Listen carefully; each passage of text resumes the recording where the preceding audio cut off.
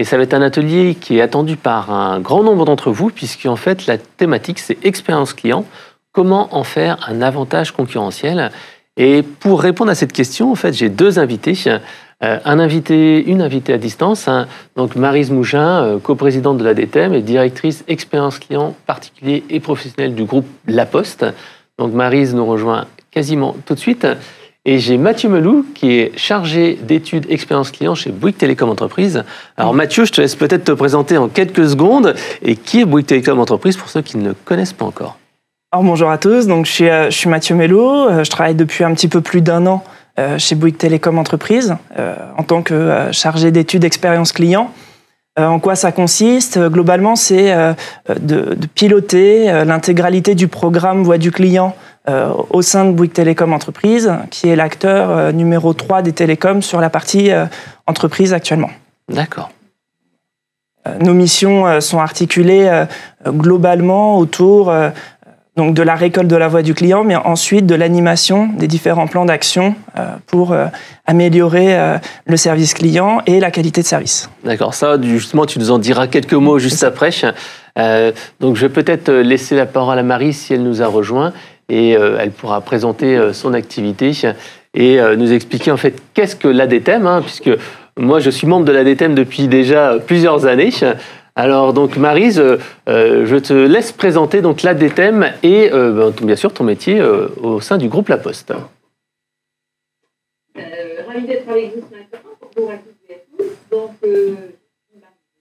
j'ai pris la coprésidence avec Maurice Ndiaye en juin de cette année de l'ADTEM, association dans laquelle j'étais vice-présidente depuis déjà de très nombreuses années. Donc, qu'est-ce que l'ADTEM? Eh bien, c'est l'association qui est le premier réseau de France qui représente l'ensemble des métiers du marketing. L'expérience client de ce matin est justement un des piliers clés de dorénavant l'ensemble des disciplines que regroupe le marketing. Donc, la particularité de l'ADTEM, c'est qu'elle accueille parmi ses adhérents, ses membres, autant des annonceurs que des prestataires. Et donc aujourd'hui, nous sommes plus de 1000 membres au sein de notre association, de notre réseau. Et donc avec Maurice, nous avons plusieurs volontés, notamment justement parmi celles qui concernent la matinée, c'est-à-dire de mieux représenter l'intégralité des métiers du marketing, dont l'expérience client. S'agissant de mon métier, eh bien, moi, je suis, vous l'avez dit tout à l'heure, je suis directrice de l'expérience client particulier professionnel au sein du groupe La Poste. Au préalable, j'ai un assez lourd passé, si je peux dire, dans la grande consommation, puisque c'est là que j'ai fait toutes mes armes en matière de marketing, dans les fameuses FMCGs, comme on dit, donc les sociétés de grande consommation, donc Kraft, Bell, Kimberly-Clark, Cadbury Schweppes, Motorola, donc les entreprises dans lesquelles j'ai passé un certain nombre d'années avant de rejoindre le groupe La Poste. Voilà. Et tout le temps dans des Merci Marie. de la vente, si je peux dire. Mais justement, avec toute cette expérience-là, est-ce que vous pourriez nous faire un petit rappel de cette notion d'expérience client, où elle est née et bien sûr, pourquoi elle a été créée? Alors, l'expérience client, moi j'avoue que, alors il y a beaucoup d'options possibles. Celle que moi je retiens, qui me plaît le plus, c'est celle de Joseph Pine et James Gilmore. Donc, ce concept de customer experience, c'est vraiment né à la fin des années 90, avec notamment un ouvrage assez fondateur que Gilmore et Pine ont écrit qui s'appelle Customer Economy. Donc, tout d'un coup, l'économie du client, l'économie de l'expérience. Et dans cet ouvrage, l'idée, c'est qu'il ne s'agit plus simplement de proposer des produits ou des services à nos clients, mais plutôt des expériences qui vont ainsi permettre de distinguer une marque. On retrouve là, dans la distinction d'une marque, les principes même du marketing, comment les principes de base même de la grande consommation, créer des USP, des Unique Selling Propositions, Donc, on ne retrouve rien de nouveau de ce point de vue-là. C'est le fondement même du marketing que d'avoir des expériences qui permettent de distinguer une marque. Là où ça commence à se distinguer un petit peu, c'est que l'idée développée par Gilmore & Pine, c'est de dire que finalement, là, on va créer ainsi un engagement beaucoup plus fort du client. Et cet engagement plus fort va permettre au final de laisser une trace dans la tête du client. Donc, l'objectif de l'expérience, ça va être de la volonté de laisser des traces dans la tête des clients au travers de toutes les interactions qu'on va pouvoir avoir avec lui. Et puis, on va laisser des traces en tant que marque, en tant qu'entreprise. Là aussi, ça commence à être un petit peu au-delà d'un simple produit. On le vit tous les jours aujourd'hui. Nombre de produits sont totalement rattachés à leur entreprise. Nombre de politiques d'entreprise déteignent totalement sur un produit. Il n'est plus question aujourd'hui de se dire je vends un produit Evian et j'oublie que je suis Danone. Je cite juste ça pour ne pas parler de nos produits à nous. Mais ces choses-là sont extrêmement dorénavant connectées. Ce n'était pas du tout le cas dans les débuts des années 90 ou au préalable, où un produit était d'abord un produit. Donc, ce que mettent également les deux auteurs en avant, c'est les aspects émotionnels qui interviennent dans les décisions d'achat, de consommation, d'usage d'une marque et qui débouchent fatalement sur la question de créer une expérience mémorable. Donc, comme on crée une expérience mémorable, on va être dans une expérience à forte valeur ajoutée. À forte valeur ajoutée pour le client, mais forcément à forte valeur ajoutée pour l'entreprise qui crée cette expérience. Donc, c'est là où on retrouve, moi, ce qui m'intéresse le plus dans cette notion d'expérience client, c'est comment l'expérience client est là pour créer de la valeur, pour apporter plus de valeur à une marque, à une entreprise. Ça n'est fait que pour ça. Lorsqu'on avait échangé en amont avec Frédéric, en préparation de cette intervention, je lui disais, on peut faire confiance aux Américains pour être assez peu romantique du point de vue du business. Ils ne créent pas des disciplines dans cet esprit-là, ils créent des disciplines pour faire de l'argent. Créer de l'argent, créer de la valeur. C'est aussi simple que ça. C'est ça la puissance, si je peux dire, la performance de nos amis américains. Et c'est ça qui est intéressant dans l'expérience client, c'est aller vers cette création de valeur, évidemment pour le client, hein, mais évidemment pour l'entreprise qui elle-même va… Justement, c'est une bonne transition.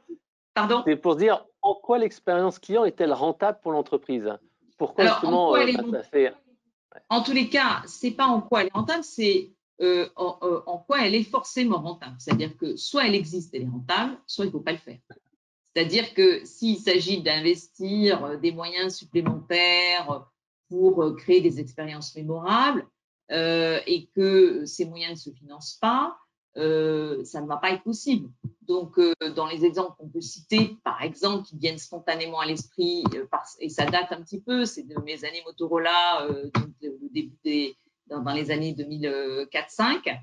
À l'époque, par exemple, sur une marque comme Motorola et d'autres marques de la téléphonie, la question était de créer des flagship stores, en se disant on va pouvoir là avoir justement proposer une expérience à nos clients différente.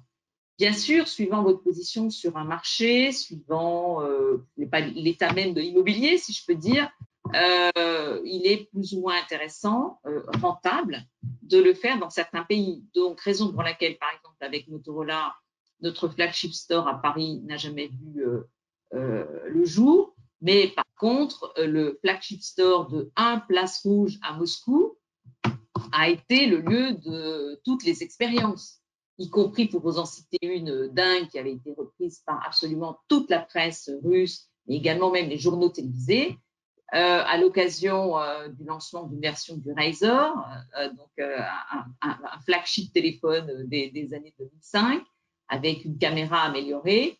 Eh bien, l'expérience proposée, et c'est vraiment très russe de l'avoir fait, disait, si vous acceptez de rentrer nu dans le magasin et d'être filmé, alors on vous offre directement un téléphone. Ça a été une folie totale, tout le monde en a parlé. Voilà, vous voyez, bon, je cite cet exemple qui est un peu extrême, mais que j'ai vécu en étant à l'intérieur de cette entreprise. On était bien sûr tous effrayés en Europe, hein, on n'avait pas du tout l'idée d'arriver à faire ça, mais c'était une manière vraiment extrême d'expliquer de quoi il s'agissait, s'agissant de vraiment faire vivre un moment mémorable aux clients qui, évidemment, a été suivi de retombées presse absolument au-delà de toute espérance pour l'entreprise et donc, bien sûr, un coût média à quasiment zéro pour des retombées absolument monstrueuses dans un pays comme la Russie dans lequel Motorola était en train d'entrer. Donc, voilà. À l'inverse, par contre, il y a certaines marques qui ont tout à fait intérêt à mettre un flagship en place, comme on avait parlé par exemple d'Apple, où eux, en fait, ils ont une expérience véritablement à offrir. Là, encore une fois, ça va être dans la rentabilité. Apple a été parmi les premiers, enfin pour ne pas dire quasiment les seuls qui ont vraiment créé des flagships si on reste sur ce secteur, qui vraiment représentent l'intégralité de ce qu'est la marque Apple. Mais la marque Apple, c'est une marque expérientielle, c'est-à-dire que c'était l'aspect visionnaire de ceux qui l'ont créée. C'est une marque totalement expérientielle depuis sa naissance. Tout le monde sait que Apple crée un certain type d'expérience et que lorsque vous êtes avec des devices Apple, c'est très compliqué de passer à autre chose. Donc, c'est ça l'engagement du client. Donc, on a là la définition absolue et parfaite de comment Apple, Steve Jobs a su, bien avant d'autres, comprendre finalement comment on allait engager très fortement un client. Je redis qu'aujourd'hui, les plus jeunes d'entre nous l'ont totalement oublié, mais justement, je reprends ma casquette Motorola. Apple, au départ, c'est surtout des ordinateurs et pas du tout des téléphones. Pour vous raconter une anecdote, lorsque j'étais chez Motorola, nous avons lancé un téléphone en commun avec Apple, bien avant qu'Apple sorte iPhone. Bien avant ça. Et le sujet s'est mal terminé parce qu'au moment de la mise en marché de ce produit, les deux PDG des entreprises, évidemment, Motorola a dit ça va s'appeler Moto quelque chose. Et évidemment que Steve Jobs a dit non, mais ça va s'appeler Apple quelque chose. Motorola disant mais Apple, vous n'avez aucune compétence sur le monde du téléphone. C'est Motorola qui a inventé le téléphone. Et on connaît la suite. Donc, vous voyez, il y a eu dans cette époque-là, voilà, ces deux marques qui se sont à un moment donné, je dirais, réunies pour s'opposer. Elles n'ont pas réussi leur fusion et j'y étais, donc c'est vraiment quelque chose d'incroyable hein, quand on a le regard ensuite extérieur. Chez Motorola, les ingénieurs de Motorola disaient jamais Apple lancera un téléphone. On connaît tout de suite. Donc voilà, vous voyez, à un moment donné, voilà, l'expérientiel qui gagne. Tout à fait. Alors justement, si on passe maintenant sur la méthode pour mettre en place une expérience client, je crois en fait que vous, quand vous êtes arrivé à la Poste, en fait, vous avez mis en place une stratégie avec 7 piliers. Alors justement, quels sont ces 7 piliers pour créer une expérience qui va être vraiment différenciante? Alors on parle de promesses, on parle piliers, en fait, 8 piliers. Alors lorsque j'ai pris ce job, donc j'ai d'abord commencé à la Poste en tant que patron de la relation client pendant plusieurs années. Et puis, il y a environ 3 ans, j'ai créé la direction de l'expérience client et j'ai proposé une méthode. Pourquoi ? Parce qu'effectivement, si on n'encapsule pas des disciplines un peu nouvelles, notamment dans une entreprise comme La Poste, qui est d'abord une entreprise B2B avant d'être une entreprise B2C, paradoxalement, si je peux dire, même si elle a quotidiennement, ou en tous les cas 6 jours sur 7, des contacts avec presque plus de 30 millions de Français, foyers français chaque jour, sauf le dimanche, eh bien, malgré ça, l'entreprise est d'abord une entreprise B2B. Donc, il fallait un petit peu proposer un cadre pour opérer. Du coup, j'ai proposé une méthode en 8 piliers. Et ces 8 piliers, il y a quand même il n'y a pas forcément d'ordre complet, mais le point du départ et le point de la fin sont quand même très importants. Le point de départ, c'est d'avoir une promesse qui soit connue et comprise. J'insiste sur les deux mots. Nombre de promesses sont incomprises des clients. C'est la première source de problèmes dans une expérience réussie. Comprendre la promesse que fait l'entreprise et puis, bien sûr, s'assurer qu'elle est connue, sinon ça ne sert pas à grand-chose. Ensuite, quelque chose qui va un peu de soi, mais ça va mieux en le disant, tenir sa promesse. Donc, on a des promesses, on fait quotidiennement nombre de promesses au travers de nos produits à nos clients, il faut les tenir. Troisième pilier, le once and done. Alors, le once and done, c'est une notion très relation client. Réussir la réponse auprès du client en une seule fois. Néanmoins, c'est une notion qui va très au-delà de la relation client et de la réponse à un client qui vous poserait une question, que ce soit une demande d'information ou qui vous poserait carrément une réclamation.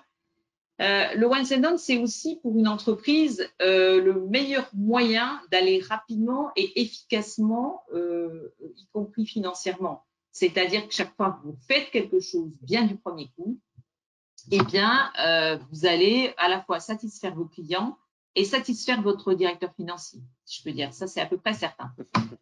Le pilier numéro 4, c'est une présence omnicanale. Alors, on le sait tous les gens qui interviendront aujourd'hui risquent de parler de cette notion. C'est le challenge qui est le nôtre chaque jour. Comment être omni-canal, comment faire que nos canaux se parlent entre eux, puisqu'on sait tous, multicanaux, ça, on l'est tous, on en a même presque trop, n'est-ce pas? Mais omni-canaux, comment tous nos canaux se parlent, alors là, c'est le challenge quotidien, c'est la gageure. Donc, néanmoins, c'est ce qu'attend le client. Le cinquième pilier, c'est un traitement personnalisé de chaque client. Donc, c'est au travers de cette notion-là, le fait de connaître et de reconnaître nos clients là où ils se présentent, dans chacun des canaux de contact qui peuvent être les nôtres. Le sixième pilier, c'est vraiment promouvoir une culture du client, une culture du service offert au client, si je peux dire. Le septième pilier très important, c'est la prise en compte de tous les feedbacks clients. J'ai fait notamment, j'entendais tout à l'heure l'introduction, donc j'ai fait énormément d'actions autour de la prise en compte des feedbacks clients. Et puis enfin, le dernier, c'est l'effet waouh. C'est aller vers un wow effect. Et c'est là où je disais tout à l'heure en introduction que ce qui était important, c'est de respecter la première phase par rapport à la dernière et ne pas confondre les deux. Un wow effect, aucune entreprise n'est réellement capable de faire du wow tous les jours. Ou en tous les cas, si jamais elle fait du wow tous les jours, soit elle a un problème de promesse, il y a quelque chose qui ne va pas chez elle.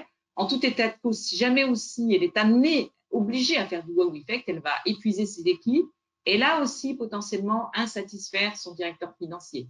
Parce que le wow effect devenu routine et quasiment remplaçant l'action nominale, si je peux dire, là, ça va coûter une blinde à tout le monde. Hein. Ça va être quelque chose qui, économiquement parlant, va pas être envisageable. Donc, ce wow effect, il faut savoir le doser, il faut savoir le construire, le considérer comme étant une cerise sur un gâteau qui lui-même est déjà formidable. Donc, c'est un petit supplément, mais sur un gâteau, une expérience proposée qui elle-même est déjà la plus performante possible. C'est exactement dans notre préparation. Dans laquelle on opère actuellement. Vous dites que l'expérience client, waouh en tout cas, ne coûte pas cher. Et c'est ça qui était assez intéressant, c'est que. En tous les cas, le waouh n'est jamais là pour devoir coûter cher. Le waouh, c'est un effort que vous allez faire à un moment donné par rapport à votre client, mais justement parce qu'il va être assez ponctuel, parce que ça n'est pas votre geste nominal, il va avoir beaucoup d'effets sur les clients et ne va pas forcément vous coûter très cher. Je vais donner un exemple qu'on cite très souvent à l'intérieur de l'entreprise, mais qui est celui qui est le plus mémorable sans doute. C'est que, évidemment, comme vous le savez, nombre de personnes commandent dorénavant leur robe de mariée sur le web.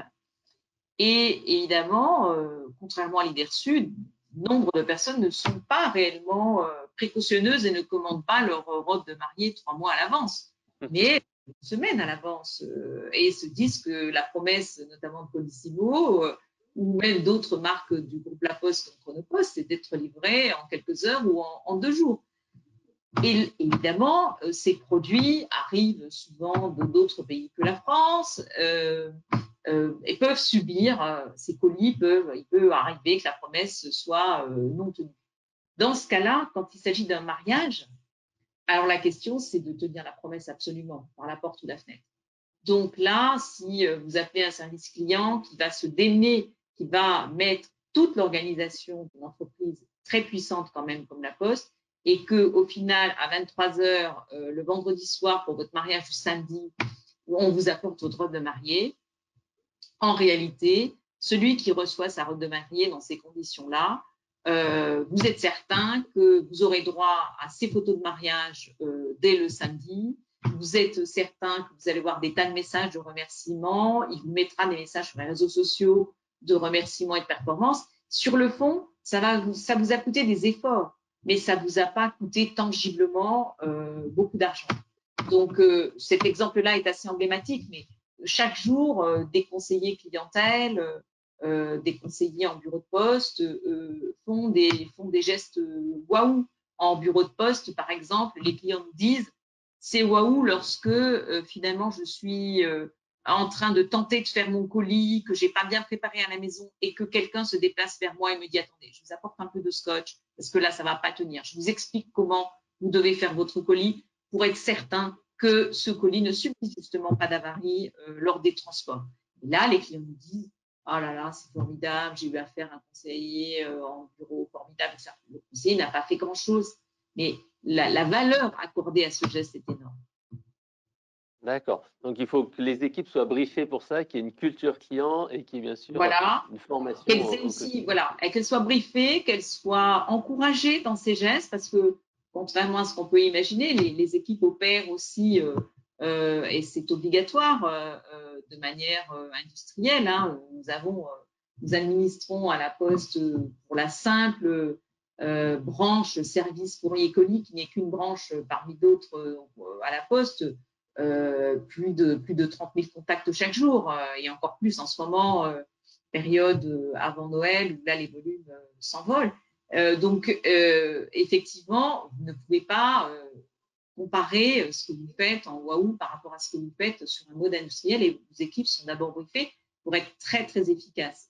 Pour autant, il faut leur réserver, les encourager, leur montrer quels sont les espaces sur lesquels elles peuvent vraiment, voire elles doivent servir le client et créer une expérience mémorable. Elles savent le faire en général. Ok, merci Maryse. Si vous avez déjà des questions à poser à Maryse et bien sûr après à Mathieu, n'hésitez pas à les poser directement dans votre écran. Vous voyez, vous avez ici la fonction questions dans le webinaire et bien sûr on prendra 5 minutes à la fin de ce webinaire pour en parler. Alors, pour maintenant passer de manière un peu plus concrète et un peu plus pratique, parce que là, Maryse nous a dressé un portrait vraiment de l'historique de l'expérience client, en quoi c'est différenciant, en quoi ça doit être rentable, je propose de passer à Mathieu, qui va en fait nous expliquer comment ça se passe chez Bouygues Télécom Entreprises, avec une promesse justement qui est très forte. Alors, je l'ai noté avec votre publicité, on est là, on est fait pour être ensemble. Donc cette promesse, elle est très forte, elle est très différenciante. Alors comment ça se passe chez vous et comment ça se passe en fait dans votre prérequis, votre stratégie pour mettre l'expérience client au cœur de l'entreprise et au cœur de la promesse? Donc de notre côté, il y a un premier élément qui est très important, c'est de parler de la stratégie. La stratégie, elle va être différente pour toutes les entreprises en fonction des produits, des services proposés, de la culture, donc l'image de marque en fait partie, mais aussi de ce qu'on veut faire de l'expérience client au final auprès du client. Le premier élément qui est prépondérant à mes yeux, c'est l'engagement de la direction. L'engagement de la direction aujourd'hui va nous garantir de pouvoir mettre en place les éléments suffisants auprès des différentes directions pour que l'expérience client soit valorisée et qu'elle puisse être priorisée dans les différents services. Aujourd'hui, concrètement, si la direction générale n'a pas d'engagement, on se retrouve avec des directions qui ne sont pas sensibilisées. Ils penseront au chiffre d'affaires en premier et à faire du business ou à leur activité à eux et pas à l'expérience client. Exactement. Et en fait, ils vont avoir des objectifs qui sont potentiellement un petit peu en contradiction avec l'expérience client et ils vont faire passer d'abord leurs objectifs avant de faire passer les objectifs de l'expérience client. Donc c'est un vrai sujet important à porter au niveau de la direction et cet engouement va justement initier la démarche vers l'expérience client. Le deuxième sujet qui est important à mes yeux, c'est l'organisation de ce service client et de l'expérience client.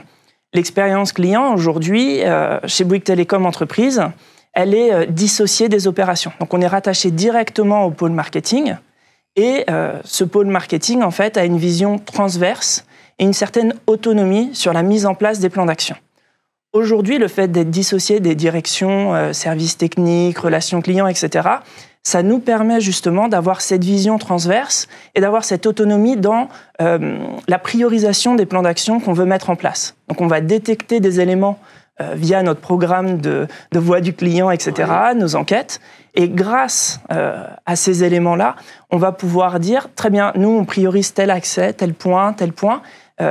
Et donc, les directions vont prendre ces informations sans mettre de biais, entre guillemets, associés à leur activité, associés à leur objectif. Donc ça, c'est une valeur qui est très, très forte chez Bouygues Télécom Entreprises.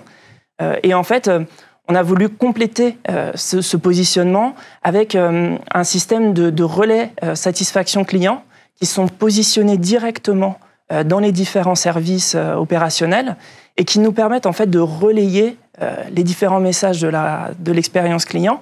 Donc on va passer du temps pour les former, les coacher, etc. sur les données, sur la manière de présenter les données. Mais c'est eux qui vont être les réels ambassadeurs au sein des différents services pour pouvoir justement valoriser l'expérience client, avoir la meilleure posture auprès d'eux, mais aussi justement favoriser les échanges entre les directions opérationnelles. Déciloter. Exactement. En fait, notre objectif, c'est vraiment d'avoir une vision transverse, de déciloter, et puis d'avoir ces échanges en fait qui permettent de nourrir à la fois les opérations grâce aux données de l'expérience client, mais aussi de nous nourrir des retours et des feedbacks opérationnels pour qu'on puisse en fait travailler les mains dans la main pour pouvoir avancer ensemble sur les objectifs de l'expérience client. Ouais, donc ces relais sont importants parce qu'il n'y a pas que deux personnes, parce que vous êtes deux chez Bouygues Télécom Entreprises, qui est vraiment la filiale pour les pros. Hein. Oui. Bouygues Télécom Entreprises, vous êtes deux, mais sans les relais qui sont là pour vous nourrir, mais également pour diffuser auprès de leurs collègues, c'est pas efficace. Il faut vraiment des gens au plus près du terrain. C'est ça. Et du coup, l'animation de ces relais satisfaction client, donc ils sont une dizaine aujourd'hui, répartis dans les différentes agences, nous permet vraiment d'avoir des retours opérationnels et puis même nous d'avancer sur nos sujets et de prioriser, de contextualiser, de prioriser différemment en fonction de ce qu'ils peuvent attendre de nous. Aujourd'hui, on veut beaucoup travailler dans ce qu'on appelle la symétrie des attentions. Donc, on pense aux clients. Aujourd'hui, on parle beaucoup du client. Mais il ne faut pas oublier les collaborateurs. Il faut pouvoir les intégrer dans la démarche d'expérience client. Et cet élément, il est prépondérant pour nous. Parce qu'on pense que sans l'appui et sans cette aide indispensable des opérationnels, on n'arrive pas à mener à bien nos projets. Ouais, donc vous avez grosso modo 7 grandes missions dans votre direction de l'expérience client chez Bouygues Télécom Entreprises. C'est ça. Globalement, on essaye de travailler de manière à organiser globalement l'activité pour tout le monde. Donc, ce qu'on se dit aujourd'hui, c'est que dans nos grandes missions, on a le pilotage de la voix du client. Oui. Ça, c'est vraiment la base. Donc, on a des enquêtes, on va récupérer du feedback client, et à partir de ce feedback client, on va mener des analyses pour prioriser nos plans d'action. Ça, c'est le rôle global. À l'intérieur de ce rôle, on a différentes missions. Les différentes missions sur lesquelles on travaille, la première mission, c'est de pouvoir définir des objectifs clairs avec les directions pour pouvoir engager, entre guillemets, des négociations autour des différents plans d'action qu'on veut mener.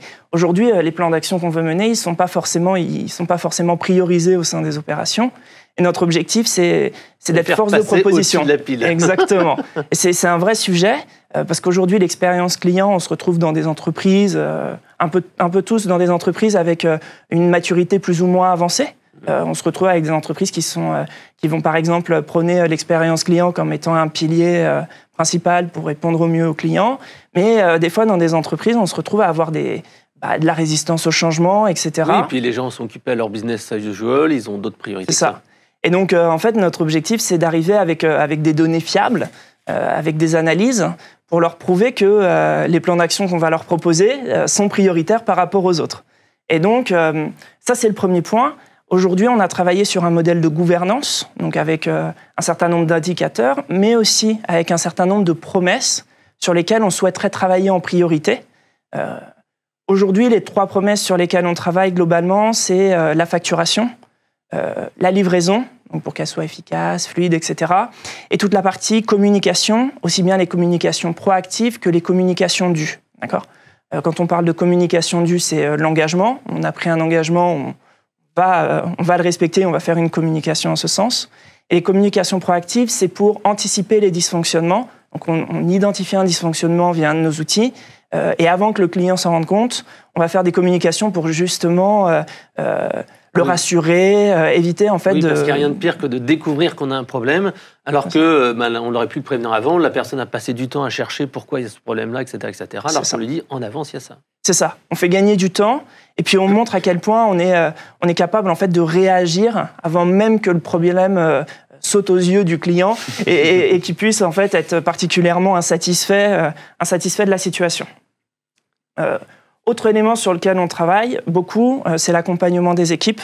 Donc on travaille beaucoup sur l'accompagnement des équipes, puisqu'on s'est rendu compte qu'en fait, l'expérience client, il y a beaucoup de données, il y a beaucoup d'informations, il y a des notions statistiques qui ne sont pas forcément faciles à appréhender pour tout le monde. Et donc, en fait, on se rend compte qu'il y a un véritable accompagnement, donc des formations, du coaching et un suivi au quotidien avec ces équipes, pour être sûr qu'ils appréhendent bien les différents éléments de l'expérience client. Donc, quand on parle de KPI, on parle de NPS, on parle de SATCLI, on parle de CXI. Donc, ces données, donc, il faut avoir déjà un petit bagage statistique, ce qui n'est pas forcément évident pour des personnes qui sont positionnées dans la relation client, etc., et qui n'ont pas forcément l'habitude de manipuler ces indicateurs-là. Mais après, on parle d'analyse, et donc on parle d'analyse statistique associée à ces chiffres, on parle d'analyse qualitative, d'analyse sémantique, d'analyse des tonalités, etc. Et ces éléments-là sont vraiment très importants à nos yeux, et c'est pour ça qu'on veut partager le savoir pour que ces personnes puissent porter la voix du client au mieux dans leurs différents services. Dernier point qui est très important à nos yeux, c'est de s'assurer de la qualité de nos données. Aujourd'hui, on va dire la V0, quand on lance l'expérience client, c'est d'avoir des bons indicateurs fiables, stables, qui portent sur les bons périmètres, au bon moment. On interroge les bonnes personnes. Et donc, aujourd'hui, la robustesse de nos indicateurs et de notre système de données, en fait, de notre modèle de données, nous permet de nous assurer de communiquer les bonnes informations. Donc, c'est vraiment entre guillemets, la V0, je vous fais un peu le schéma up-bottom, mais c'est vrai que pour le coup, on peut aussi réfléchir de partir du bottom et de réfléchir sur quel est le modèle de données et comment le développer au mieux pour ensuite communiquer les informations. Donc, il y a vraiment les deux chemins qui sont possibles. Alors justement, là on parlait de se différencier. Tout à l'heure, Maryse nous a dit l'effet waouh, mais parfois, avant d'aller se différencier et d'avoir un avantage concurrentiel sur l'effet waouh, il faut déjà gérer les fondamentaux. On a parlé de communication proactive, etc. Et parfois, il y a des petites choses qu'on ne détecte pas et qui finalement sont des petits irritants dans la relation client. Et lors de cette préparation, on a parlé par exemple de la facturation. Oui. Et ce qui était assez intéressant, ce que tu nous disais, c'est que cet aspect facturation, c'était quelque chose qui n'était pas détectable, pas pris en compte du tout chez vous. Et vous avez dû faire un travail pour convaincre en fait les personnes qu'il y avait un souci là-dessus. C'est ça. En fait, quand on fait de l'analyse sur la voix du client, globalement, on a 3 grandes thématiques. On a les chantiers prioritaires qu'on va identifier tout de suite, qui sont les gros cailloux sur lesquels on a envie de travailler, puisqu'ils représentent les plus gros volumes et potentiellement, c'est les plus impactants sur nos indicateurs. Donc, on a envie d'aller jouer dessus, puisqu'on se dit que c'est là-dessus qu'on va avoir les plus gros leviers. Le deuxième point, c'est on a nos points forts. Nos points forts, c'est en relation souvent avec notre image de marque, notre posture. Chez Bouygues Télécom Entreprise, on est très fort sur le relationnel. Donc, c'est vraiment le reflet de ce qu'on veut donner aussi bien en interne qu'en externe aux clients. Et les clients, dans les enquêtes de satisfaction, nous le rendent bien. Mais on identifie aussi ce qu'on peut appeler des signaux faibles. Et ces signaux faibles, en fait, ce sont des petits éléments qui, lorsqu'ils sont, entre guillemets, mis en place, ont un effet waouh, mais ils peuvent aussi, quand ils ne sont pas bien faits ou pas faits du tout, peuvent avoir un effet très, très négatif. Mais souvent, c'est des éléments qui sont assez peu remontés, puisque comme ils ne sont pas faits, globalement, ou qui sont faits assez... oui, voilà. C'est comme ça, quoi. C'est ça. Comme ils sont faits assez peu souvent, au final... ça apparaît pas. Ça apparaît pas, voilà. C'est souvent des éléments qui sont assez peu processisés, donc ça veut dire qu'ils sont assez peu industrialisés. Donc les démarches sont pas homogènes. C'est souvent de l'unitaire, de l'individuel, puisqu'il est à l'aise, à l'initiative du collaborateur, mais c'est pas une démarche industrialisée. Et en fait, travailler sur ces signaux faibles, en fait, ça a pour objectif justement d'industrialiser des comportements, des actions individuelles pour justement essayer de les déployer chez tout le monde pour essayer de donner du sens et de répondre à un besoin sous-jacent du client, espèce de petite cerise sur le gâteau dont on parlait tout à l'heure. Et l'objectif, c'est vraiment d'essayer de prouver que ce signal faible qui a l'air de pas trop impacter nos KPI et d'essayer de jouer sur ce signal faible pour travailler. Donc on a sur la facturation, voilà. La facturation, ce qu'on appelle à juste titre. Donc c'est grosso modo la facturation qui correspond à ce qu'on avait dit, ce qu'on avait signé avec le client, ce qu'il y a dans le contrat. Donc cette facturation à juste titre est un signal faible. Et donc on s'est dit voilà comment on va faire pour le prioriser et l'intégrer à l'intérieur de nos promesses pour qu'il puisse ressortir vraiment comme un point plus prioritaire. L'autre élément, quand on travaille sur ce genre de sujet, c'est qu'on trouve des leviers, en fait, entre services. Et donc, ça va nous permettre, encore une fois, de désiloter un peu le travail entre services. On va aborder le sujet un petit peu après, mais globalement, on a plusieurs enquêtes. Ces différentes enquêtes, elles vont nous permettre d'avoir des résultats par service. Et donc, le fait de pouvoir travailler sur des items comme la facturation, ça va mettre en jeu plusieurs services, le service commercial, la relation client, la DSI, etc. Et donc, le fait de travailler en transverse comme ça, le service réclamation, potentiellement, si ça ne se passe pas bien. Et donc, en fait, on va pouvoir travailler sur l'intégralité d'une chaîne. Donc, on va casser un peu ces silos. Et l'objectif, ça va être de trouver des leviers pour avoir une sorte d'effet domino qui est assez impressionnante. Donc, en soignant un des premiers éléments sur la facturation, on va réussir à soigner les effets, par exemple à la relation client, etc., en diminuant le nombre d'appels, etc. Ce qui était évoqué tout à l'heure, l'objectif, c'est on peut débloquer du temps pour la relation client, pour passer des appels proactifs, etc. Donc, en fait, en solutionnant ce type de dysfonctionnement, on peut libérer du temps pour les équipes. Donc, on est content avec notre directeur financier et en même temps, on est aussi content avec les équipes puisqu'on peut leur permettre de libérer du temps pour faire autre chose ou les choses autrement. Ouais, donc, pour ce point particulier, la facturation qui n'était pas du tout pensée comme un irritant, et finalement, les enquêtes ont mis en avant cet élément comme étant quelque chose d'ennuyeux parce que les gens ne comprenaient pas leur facture. Finalement, vous avez résolu ça. Et donc, finalement, la relation client est beaucoup plus fluide, beaucoup plus de confiance, en fait, avec le client. Alors, le deuxième point, c'est pour ça, en fait, il faut quand même diffuser une culture client dans l'entreprise. Et ce n'est pas le cas de toutes les entreprises. Chez Bouygues Télécom Entreprise, c'est vraiment le cœur, cette expérience client. On le voit, c'est au cœur des publicités. Comment vous faites pour diffuser cette expérience client et faire en sorte que les gens soient moteurs ? Alors, le premier sujet, je pense, c'est vraiment communiquer autour du programme de l'expérience client. Et communiquer autour du programme de l'expérience client, ça passe par mettre en place différents types d'enquêtes au sein de l'entreprise. Ce qu'on s'est dit, c'est qu'aujourd'hui, chez Bouygues Télécom Entreprise, l'objectif, c'est d'avoir des enquêtes qui reflètent réellement la vie du client à différents moments de vie. Donc, en fait, on va avoir un certain nombre d'enquêtes à chaud, donc qui sont adressées immédiatement après avoir eu un contact avec notre centre de relations clients, par exemple, notre centre de services techniques, etc., notre SAV. Et donc, on va adresser des enquêtes qui sont articulées autour de 3 grands points qui sont des classiques, l'expérience client, qui sont le CXI, Customer Experience Index, la SATCLI et le NPS. À ces 3 éléments-là, on va ajouter la possibilité de laisser un commentaire client, un verbatim, qui va nous permettre de faire de l'analyse sémantique. Donc, en fait, on va pouvoir allier la puissance des indicateurs chiffrés à la puissance de l'analyse sémantique et de l'analyse qualitative. Donc, on complète notre analyse, on va dire, statistique avec de l'analyse qualitative. Cette enquête, elle est très puissante puisqu'on y attache un certain nombre de ce qu'on appelle des métadonnées qui vont nous permettre en fait de faire des analyses croisées sur le profil du client. Donc, quel type d'offre il a, quel type de client, est-ce qu'il a plutôt du fixe, du mobile, etc. Donc cette enquête-là, c'est vraiment la base du programme de voix du client. On a d'autres enquêtes en parallèle. On a un baromètre annuel qui nous permet en fait de mesurer la perception du client vis-à-vis de notre marque. Bouygues Telecom Entreprise. Alors, pour préciser, ce baromètre est fait par une société externe, pas par vous. Et ça mesure vos clients, enfin vos concurrents et vous. Exactement. Et ça nous permet d'avoir un positionnement en fait qui est très intéressant par rapport à la concurrence, donc d'avoir vraiment un état des lieux du marché. Et ça nous permet aussi de nous fixer sur un certain nombre d'items sur lesquels on est plutôt bon par rapport à la concurrence ou des items sur lesquels il faut qu'on mène des axes d'amélioration. Donc typiquement, là on a eu une restitution hier, et donc c'est très intéressant parce qu'on peut vraiment se positionner en tant que marque sur le marché des télécoms.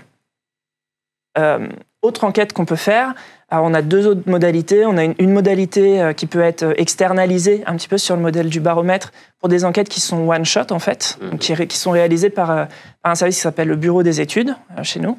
Et on a aussi la possibilité d'adresser des enquêtes one-shot de notre côté, aussi bien pour les clients que pour les collaborateurs. Donc par exemple sur des fonctionnalités d'un outil, ou bien pour les clients sur un moment de vie client particulier. Et ça va nous permettre de récupérer un feedback très ciblé et de faire de l'analyse qualitative sur un moment client particulier ou sur des améliorations en interne. Je crois que le dernier point aussi, c'est le speech analytics. C'est ça. On a un outil de quality monitoring qui nous permet en fait d'analyser les clients qui sont insatisfaits. Et donc en fait, on va mettre un certain nombre de filtres qui vont nous permettre d'identifier ces clients insatisfaits pour mener des actions par la suite. On a différents outils. On a aussi un outil de data visualisation qui nous permet justement de communiquer les informations, notamment au relais satisfaction client, mais aussi de les accompagner dans l'analyse. Donc c'est vraiment, on est en soutien des équipes, aussi bien pour leur communiquer les plans d'action que pour leur fournir les éléments nécessaires aux analyses et à la compréhension des données au final. D'accord, donc vous avez le baromètre, les enquêtes de satisfaction, le speech analytics des conversations téléphoniques, vous avez les enquêtes ad hoc. Donc ça, en fait, ça fait vraiment beaucoup d'informations. Comment vous décidez quelles actions prioritaires mener ? Alors c'est un vrai sujet. C'est, je pense, le sujet le plus complexe à adresser, puisque, comme tu le dis très bien, il y a beaucoup de données, à agréger. Le premier élément, vraiment, c'est de se dire que garder à l'esprit qu'on va vraiment mener les actions pour le client, pour la satisfaction client. C'est le premier item à garder en tête et se dire qu'en fait, on va traiter toutes ces données-là vraiment dans l'optique d'améliorer la satisfaction client et la qualité de service. Une fois qu'on est parti de ce postulat, on peut dire qu'on se base sur une méthode rationnelle pour identifier les différents plans d'action. Donc globalement, on va se baser sur ces données, donc nos fameuses métadonnées et les données de réponse client qu'on va analyser sémantiquement, etc. Et on va identifier déjà, entre guillemets, nos gros chantiers, nos gros cailloux, etc. Pour compléter cette analyse, puisque c'est un premier niveau d'analyse, pour compléter cette analyse, on va croiser avec d'autres données qui proviennent potentiellement d'autres outils en interne. Donc on a différents outils en interne et on va travailler par exemple sur des tables de correspondance pour faire discuter les outils entre eux. Donc on va aller chercher des informations d'un outil, on va les comparer avec les informations d'un autre outil, on va faire des tables de correspondance et on va faire en sorte que faire matcher les données pour avoir des plus gros volumes. Aujourd'hui, un des sujets pour nous, c'est la représentativité statistique. Et par ce fonctionnement-là, on va réussir à avoir plus de représentativité statistique et on va réussir à traiter des plus gros volumes et donc avoir plus de représentativité. Ouais, sur, par exemple, le nombre de tickets ou des choses comme ça. Exactement. Qui sont des éléments... Exactement. Par exemple, sur les offres aussi. Donc, on va croiser les offres et on va pouvoir avoir des visions globales sur les types d'offres et différents axes forts, piliers d'amélioration. Voilà. Donc là, on va détecter, grâce à ces éléments-là, qu'est-ce qui pose problème. Et ensuite, vous travaillez sur la résolution. Et justement, pour faire des choses qui vont parler à tout le monde, vous utilisez le système des user stories. Oui. Alors, on a utilisé le système des user stories, qui est en fait une manière d'identifier un comportement en particulier et de le formaliser sous un certain format et de se dire, OK, si je suis client, qu'est-ce que je souhaite, qu'est-ce que je veux et quel est mon objectif. Donc, globalement, on peut le transposer également aux collaborateurs.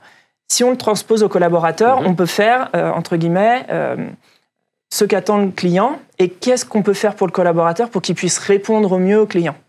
Donc, on va travailler sur ce modèle-là qui est inspiré directement des systèmes qui sont mis à la DSI. Donc, c'est vraiment une méthodologie qui vient de la DSI à l'origine, mais qu'on transpose au marketing depuis plusieurs années. Et l'objectif, c'est de se dire, très bien, qu'est-ce que je vais réussir à prioriser ? Et en fait, on va prioriser avec d'autres items. On va travailler, par exemple, sur les taux de résiliation. Ouais. On va travailler sur le nombre de résiliations et on va les mettre en parallèle de ces user stories. On va travailler aussi, par exemple, sur les chiffres d'affaires. Donc, qu'est-ce qu'on met en danger ou qu'est-ce qu'on met potentiellement, qu'est-ce qu'on peut gagner à mettre en place cette thématique, à développer ce projet. Et donc, en fait, ça va nous permettre de prioriser auprès des équipes les différents projets en disant très bien, c'est un gros chantier, mais en plus, on met en risque telle quantité de chiffre d'affaires, etc. D'accord. Alors, si on peut juste finir avant de passer aux questions-réponses, allez-y, je vous laisse les poser dans le système webinar. On avait parlé, par exemple, d'un exemple avec les communications proactives pour respecter la promesse. Là, donc, cet exemple, très rapidement. Alors, on travaille actuellement sur un POC, sur la communication client. En fait, on essaye d'engager les collaborateurs sur les communications proactives suite aux appels. Donc, on n'a pas forcément un dysfonctionnement, etc. Mais on va en fait mettre en place un suivi particulier sur ces dossiers-là, sur un nombre réduit de dossiers, pour essayer en fait d'accompagner au mieux le client. Et en fait, on va positionner une sonde expérience client, donc une enquête spécifique, ad hoc, pour justement identifier le ressenti du client vis-à-vis de ce suivi de communication. Et donc, on se dit, très bien, est-ce que ça a une valeur ajoutée de travailler sur cette communication proactive ? Donc, on a défini un template, on a travaillé sur des méthodologies pour identifier des délais à communiquer aux clients, etc. Et donc, en fait, ça nous permet d'avoir le ressenti client et de se dire, très bien, on va dans le bon sens et les clients le ressentent bien. Et ils le revoient, ils voient que c'est quelque chose de différenciant par rapport aux autres. Exactement. Ou bien, on va peut-être se rendre compte de ça aussi, c'est pas suffisamment différenciant, exactement, ou c'est pas suffisamment différenciant pour dire qu'on va mettre le poids du corps sur cet item-là. Et donc, on va décider d'aller travailler sur un autre sujet sur lequel il y aura plus d'avantages pour le client. L'objectif, vraiment, c'est avant tout la satisfaction client. Et qu'elle soit perçue. Si elle n'est pas perçue, ça ne sert à rien. Exactement. Les touchpoints clients aujourd'hui sont bien différents des étapes de processus qu'on peut avoir au sein de Bouygues Telecom Entreprises. Je pense que c'est valable partout dans toutes les entreprises. Et donc, notre objectif, c'est d'essayer d'identifier ces touchpoints clients pour les prioriser et travailler dessus pour améliorer au maximum la qualité perçue par les clients. Parfait. On va passer peut-être à la session questions-réponses. Je pense qu'on pourra prendre une ou deux questions maximum parce qu'on a été un petit peu bavard sur cette session. Alors Chantal ? Oui, donc énormément de questions sur cette session. Ça a passionné l'auditoire. Donc je vais en sélectionner une ou deux. La première, Jean-Michel, à destination de Maryse. Quel travail est-il fait pour améliorer la cohérence du parcours phygital entre la poste en ligne et les bureaux de poste, par exemple? La crise sanitaire a-t-elle accéléré les synergies et comment? Bonne question. Alors, ce sont des questions très intéressantes. Évidemment, alors je vais commencer par la deuxième. Donc, évidemment que la crise Covid a mis en évidence des sujets qui n'étaient pas forcément des points de surprise, mais qui pour autant ont pris une teneur un peu différente parce que la volumétrie de ce que nous l'ont dit est devenue extrêmement impressionnante. Donc, effectivement, aujourd'hui, nous avons quand même une expérience, on va l'appeler phygitale, qui existe bien sûr, qui n'est pas toujours au top, je dois l'admettre, sur certaines offres notamment, certains parcours qui vont être difficilement récupérables en bureau de poste, par exemple, alors qu'ils ont démarré sur le web. Pour autant, effectivement, aujourd'hui, pour être vraiment extrêmement transparente avec vous, le sujet numéro 1 qu'on a mis sur le dessus de la pile à la suite de la crise Covid, c'est l'information des clients. C'est le sujet qui, moi, m'occupe beaucoup en ce moment, parce que c'est le sujet que nous avons priorisé. Nous nous sommes rendus compte vraiment avec cette crise que malgré la masse d'informations qu'on avait l'impression de donner à nos clients au quotidien, finalement, ça n'était pas suffisant. Ça n'était pas forcément sous la forme aussi simple que ce qu'ils pourraient souhaiter, s'agissant d'accès à l'information. Bref, nous nous sommes rendus compte que nous étions très perfectibles en la matière. Donc, le sujet numéro 1 pour nous, c'est d'abord cette information client en partant de l'idée que le client doit être extrêmement bien informé sur laposte.fr. C'est le premier sujet. En bureau de poste, évidemment, mais le job du bureau de poste, ça n'est pas un job comme tous les points de vente physiques, si je peux dire, ou les points de contact physiques. Leur premier job, ça n'est en général pas l'information client dans le mode opératoire aujourd'hui de l'ensemble des parcours et surtout dans la réalité de ce que font les clients. Un client, il va d'abord aller sur le web à n'importe quelle heure du jour de la nuit, week-end inclus, pour essayer d'obtenir en autonomie, je précise ce mot est extrêmement important, en autonomie l'information qu'il recherche. Et lorsqu'il devra se déplacer physiquement ou qu'il choisira le fait de se déplacer physiquement pour une autre raison, pour également poser des questions, ça doit être d'une grande fluidité. Donc, c'est le sujet qui nous occupe en numéro 1. D'accord. Alors, est-ce qu'il y aurait une deuxième question, Chantal, peut-être pour Mathieu ? Il y en a énormément, donc on va prendre une petite dernière pour Mathieu.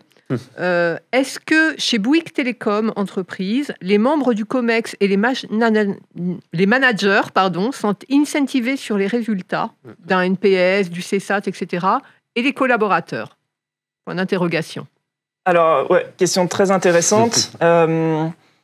Oui, il y a l'objectif sur les NPS. Alors, pour être totalement transparent, on a même un comité de direction dédié sur la partie expérience client, avec un certain nombre d'indicateurs de qualité produite et de qualité perçue qui sont mis en visibilité du COMEX et qui sont ensuite analysés ensemble pour essayer de travailler main dans la main entre la partie un peu plus opérationnelle dédiée au service et la partie expérience client.